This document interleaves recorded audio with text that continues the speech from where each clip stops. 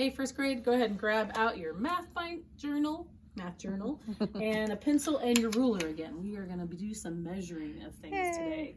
So kind of exciting. All right, so first off, let's turn to page 221. So find that, 221. And we are going to be measuring the items that are on here. So you're going to use a ruler to measure the lengths.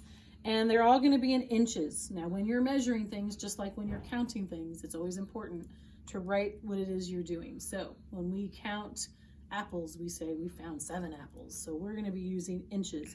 And they actually wrote the first 2 for you. So let's come on over here.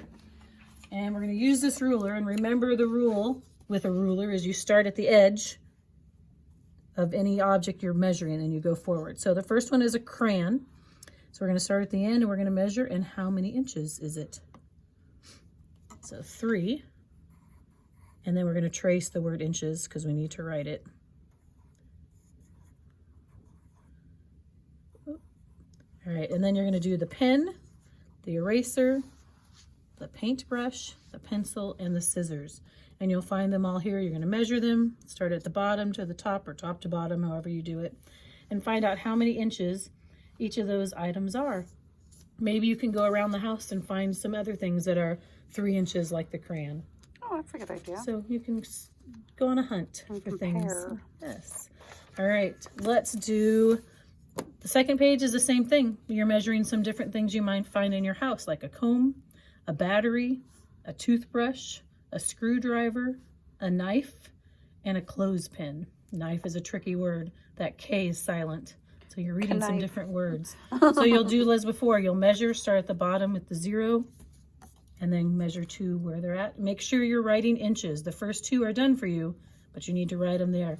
Who remembers how to do an abbreviation for inches? Now, you can do a few. Do some writing the whole word, and some writing inches would be I, N, and then a period because it's an abbreviation. So that's how you would write inches. So on this page, you can do the abbreviation. The first page, you can do the whole writing, since I mentioned it. All right, so this one is going back to patterns. So finding patterns and things. So you have 2A, 2B. So 2 plus 2 equals 4. This one, the pattern is 1A and 2B's. So 1 plus 2 equals 3. So they continue a pattern, adding C to this one, adding D to this one, and here. So you're going to fill out the last one. So let's do this one together. So you have 1A plus 2B's plus how many C's? 3. Plus how many D's? 4. So how many does that equal all together? I'll leave that for you to figure out. So then when you come down here, you're going to draw a new one adding to this. So what would the pattern be? So we're going to do this one together. So A, 2 B's. Ooh, that one's really small. 3 C's. This is going to get, doing it sideways too. Then you have 4 D's. 1, 2, 3, 4. So what would be the next letter? And how many would there be? 5, 2, 3, 4, 5 E's. And then you're going to write the addition like we did up here in long form and find out how many altogether. It'll be the same with this one, A, B, C, D. So at the end, you'll write the squares and do an E at the end and then add to see how many of each letter. Let me know if you need help with that because it's something different. We've never done anything like this, but it's just continuing the pattern. You see it got bigger and bigger. They just added some new circles and letters. All right, the second page on 224 is just some review of things we've done. Addition of doubles. Ooh, you get to write 11 o'clock now.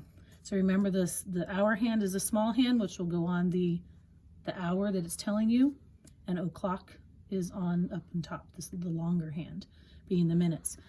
Excuse me. And then you'll write the time and then write what it is 1 hour earlier, which means before. So there's that. Drawing one more dot. So first you have the double 6 plus 6, but one more plus 1 gives you some different facts. So 6 plus 7, and then you'll flip them and do 7 plus 6. Writing the number and then circle the greater number.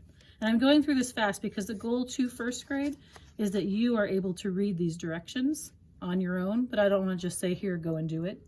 So if I'm going too fast, that's when you just pause it before I go to the next one and read them on your own and try and answer it, because your goal is to read these. Excuse me. It's all right. Because second grade is a lot on your own, independent. So that's when we've talked about this.